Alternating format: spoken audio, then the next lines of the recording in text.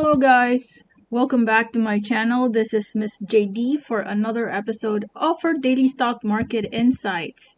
And in this video, I will once again talk about the highly traded stocks for the day. At the same time, probably check out your comments and review the requests that you guys have posted. In the meantime, if this is the first time you're watching my video, feel free to hit the subscribe button and the notification bell so you're always updated whenever I have new videos. Okay, so first of all, I'd like to talk about the index. Okay, the index, I mentioned this in the previous videos. As you know, I would always start with a discussion related to how the index had performed for the day. And for the past few days, I've plotted a potential support at this level, which is right at the area where it actually hit or landed today. Okay, as you notice, there was a long wick here, so I bet that's in the first few minutes or hours of the day that it did that, like this one. Oh, okay, so the entire nope, January 6th. Why is this showing? Let's go 15-minute chart. Let's see how it looks like. So January 5th.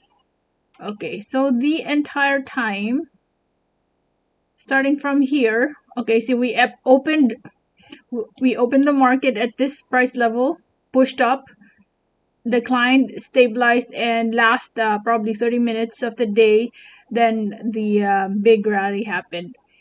But overall, that was the area where we plotted as a potential support. The reason for that is because of this resistance. And good thing that decline just lasted within the day and then recovery happened. So I'm thinking, yes, this is going to probably be, we will potentially see some 1 to 2 days within this price level and a possible recovery might happen because we already have some foreign buying over here. And chances are we'll just stabilize first before we move up. The volume is still a bit low. Come to think of it, it's just flat over here, so I'm not expecting some big movements, but I'm thinking the support that I plotted here would potentially be respected for the week or up to next week, in fact. Okay, so the first stock that I would like to discuss is Dito. Okay, Dito had 16.5 million on foreign buying, and at the same time, I tried to check the performance in the past few days, and notice while we were staying flat at this level over here, 5 peso area, foreign buying has been happening since the 22nd of December. So slowly, our big players are putting in their investments. Okay, they're not putting it in one go, otherwise it will push the price so high, like these type of movement. But I think this kind of movement is more strategic for them. Okay, so what I can see here is that I'm still solid with the idea that 5 peso 5 peso level is our support. And one good thing here is that notice how I would always cite the importance of volume. Okay, so today it's a green, but see, it's only 0.4% in terms of increase in the price, but there's volume. So people, the sentiment here is already on the buying side. A lot of people, a lot of investors are already putting in their exposures here. Okay, another thing to consider is you have a double bottom right here, wherein the price previously was way at the oversold level, around 13 here in my RSI, and then currently we are already on the same area, and now our RSI has already increased. And we have a question here from I don't know, this is maybe Chinese or Japanese name. He mentioned, thank you for a good analysis. By the way, how do you see Dito if really promising? I think Dito is on the verge of going bankruptcy only from the viewpoint of financial status, which means hyper big amount of debt. They had significant achievement and infrastructures development last year, though. Um, so that's a valid point. I think a lot of their finances came from debt funding, that is. But I'm not really a very I'm I can say that there are a lot of resources that are really more reliable in terms of fundamentals. Personally, I my expertise is in the technical side, but personally, I am invested in Dito, and I see the big potential here, in the in the vision of the company, and where we're heading in this industry as a whole. Okay, so with seeing how the new normal is at the moment, where everyone's working from home, so telecommunication, the internet, all that stuff are going to be highly utilized in this era. Okay, so this company is in the right industry at the right time. And while it's true that recovery in terms of revenue is not there yet, we would personally I would understand, and my expectation is 3 to 5 years, because of how much the capitalization they had to exert to run this business. So that's just in layman's term, but feel free to research and ask around what their take is. But that's just my personal take on it. However, on the technical side of things, based on things I see on the chart right here.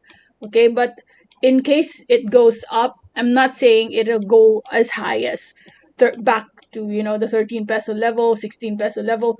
I'm just saying that we could potentially see a spike or an increase or recovery, but how much, I do not know. Okay, we don't know. The first area of resistance, though, that I can see here is, of course, your 542 level, which is your MA20 line. But if as we go higher and higher, and it is supported by good volume, the probability of it breaking the MA20 line is so easy. Okay, so that's one thing we need to take note of, because there is a big chance that your MA20 line can also be broken, and we get past that.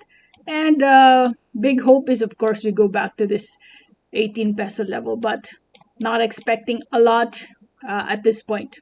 Okay, I saw a disclosure here from their side. I think there is a briefing. Yeah, the company will hold a briefing for the PSE trading participants and PDTC depository participants on the 10th of January. So I really have no idea what they will be talking about here. Probably about the stock rights offering, and all the intricate details about it. So let's see what the outcome is after this discussion. But so far, that is my insight, or those are my insights for Dito. Exciting day ahead, probably this week up to next week. We don't know. We have some 16.5 million foreign buying that happened today. Okay, so let us go ahead and check out. So thank you, Boyax, for your comment. For Mac and Mag. For Delisa, thanks. Happy New Year to you too. Francis, so yeah, Francis, those are my insights for Dito. What's this? VLL and EastWest. Let's check out VLL. I'd say if you are interested in engaging, who is this? Raul. For both VLL and EastWest, these are stable companies. And VLL is also considering to, They have plans of doing REIT as well, so promising projects ahead. And I think the timing that you guys have here is really, really good. We are at a very cheap level, especially for VLL. Look at this. We're just sitting right at a support area. So notice each time this price level gets hit, one, two, three, fourth time, you have some bounce that's happening right here. So since June to this day, it's just been moving sideways overall, but you still have some big potentials here in terms of technicals. This also gives out good dividend, I know. Yeah, 0.02, 0.05. Not that much, but at least it's giving dividends. And look, we have dropped so much, and it is now doing it's strengthening its support, right? Unless there's a news or there's some other you know information that I do not know yet. So feel free to share those here so we can learn from one another. Particularly VLLs who have been in uh, the Philippine market for quite some time now, and VLL has been there through the years. So it's just recently that they dropped significantly. That is because of the pandemic. During the pandemic time, when the at the height of the pandemic, it dropped, and then recovery was a bit slow. So I'm optimistic that if the entire economy recovers, then chances are, the sentiment in terms of investing in properties will also recover. So for trading purposes, between 3.39 to 3.49, anywhere between that, if you can add more volume, slowly add to your position. This is a good area to consider. East West. I like East West. Our one of our banks is East West. So far no problem with them. Easy to deal with. They're currently, in terms of technicals, you had a gap down here the past day, last 3rd of January, but we were able to hold at the MA20 line. So this is still sitting at a support, which is at the MA20 level. Foreign buying happened today. East West. Let's see how the foreign buying has been performing the past few days. None here. What's the volume? This is what I don't like, when there's not much volume. Even if you're ready to execute your trade, if there are no participants, chances are it will not be captured, or it will just stay there, and you cannot execute it. So if you don't have any stock yet and are just trying to shop around, always check out the volume of a stock traded within the day, and probably that could be your uh, first bet. You can check out their chart, but first you have to check the volume. Like if I go here, if I go trade, so for example today I want to trade, I don't know which stock to look at, so I just have to do this. Okay, just what I'm saying is trade, like let's say position trade or day trade. I go check the number of, if I click the column here for trade, I sort it from highest to lowest, because there's a lot of action when the trade here is high. Okay, that means a lot of people are participating in trading the stock, and so if you want to buy or sell, then chances are it can be executed right away. But if you only have this, then it might take some time. Okay, so I'd say I think it will still hold here. MA20 line is currently our support, but in terms of long term investing, this is still okay. One of the big banks in the country, so I don't have I don't have any negative thing to say with EastWest. I remember there was a time I also held on to EastWest for a long period of time, but I already exited probably during this period because I know I had a profitable trade there too. Next is let's check out the other stocks. Let's see first if you had some messages. Okay, so those were the messages. Yun, lugi daw. As of now, lugi po ako dito. Don't worry, both the stocks that you've chosen are one of, or they're two of the stable ones. They've been with, we've been using their products for the longest time. Well, I don't have a property in VLL, but East West, I personally use the product. Okay, so let's talk about the other stocks here. ASEN dropped. Well, it's high time. I'm not wishing for it to drop, but it's just part of the journey. People have been profitable and are taking profit, so let it be. Okay, but don't be scared because this is one of the good companies in the country, especially because of the product itself. It's into the solar energy and owned by the Ayala, so one of the good companies here. um, I remember back in, I don't know, I can't recall, maybe June, July, I've been mentioning this, and I said around 7 or 8. That was the area I was recommending. And look, it has already shoot up. I was able to take profit around because I entered way below, and that time I already took profit, and I was not able to catch. I mean, I was not able to go back into it again because it has been rallying nonstop. And maybe for those people who haven't entered during that time, maybe this could be our chance if it bounces again. So my take, let's see, if we are to zoom out a little bit, I'm going to plot key areas that could potentially be our support levels, okay? This is 1, this is 2, so maybe it could, I'm thinking it will still drop up to 887, so that's my next, and we are on a weekly chart. Okay, so those are my next areas of support.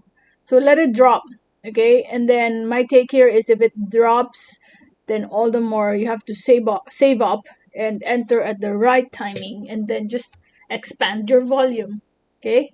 So that's for ASIN.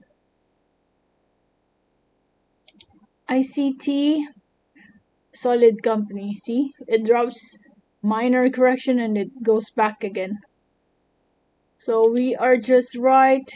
There's a slight overshoot in the MA20 line, so I think it is still respecting that level. That happens, like this. Oops. See if it's exactly same pattern. There you go. Still respecting that. Creating higher highs and higher lows. So still an uptrend for me. I think there could be another green day tomorrow. Ali, be extra careful here because it's triggering the lower band. It even ended outside of the lower Bollinger Band. So if it is going to drop, I think it potentially will for a few more days. So this is what I don't like. Look at this. Oh, wait. Maybe in a weekly chart, we're just sitting at a possible support. See? This one. So we'll see if this week we could see some bounce. But that's the support I can see right here. Drops, recovers, drops again, a little bit higher, but it's still respecting that line where I plotted the line. And so if in case this is what we can do, that's a triangle. That's your resistance. See that? So it might move within this range first in the next few weeks before it finally decides which area it would like to head on to. Either upside, we have a breakout to the upside, or a breakdown in the price. But this is your support. At the moment, this is your resistance. Okay, so if you go to the daily chart, that's still the same. You just have so many, you have more candlesticks to consider. But if you want to reduce the noise and just want to understand the overall direction of a stock, then go ahead, expand your search. I mean, expand your view to a weekly or even monthly view. Okay, but overall, you have this asymmetrical triangle whereby this is your support and this is your resistance. Okay, I don't want to bore you guys with a very long video, but feel free to drop a comment on the stock you'd like me to review. But today I was able to cover Dito, uh, VLL, EastWest, ASEN, ICT, and Ali. Okay? Thank you guys for watching. And don't forget to subscribe. Bye bye for now.